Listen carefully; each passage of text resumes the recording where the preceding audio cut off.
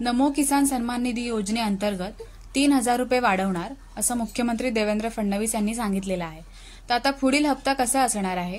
प्रधानमंत्री नरेंद्र मोदी यांच्या हस्ते देशातील शेतकरी कुटुंबाच्या खात्यात पीएम किसान सन्मान निधीचे 22,000 कोटी काल वितरित करण्यात आले।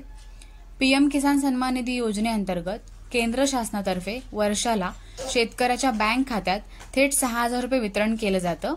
तर राज्य शासनाच्या वतीने नमो किसान सन्मान निधी योजनेद्वारे शेतकऱ्यांना वर्षाकाठी 6,000 रुपयांची आर्थिक मदत केली जाते। आता राज्य शासन या निधीमध्ये 3,000 रुपयांची वाढ करणार आहे, म्हणजेच एकूण 15,000 रुपयांचे अर्थसहाय्य मिळणार आहे।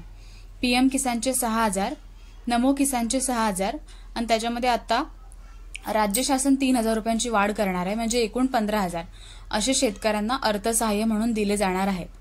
तर आता पुढील जो हप्ता असणार आहे तो कधी येणार आहे, कशा पद्धतीने येणार आहे, काही अपडेट असेल तर आपल्या चॅनलवरती व्हिडिओ येईल।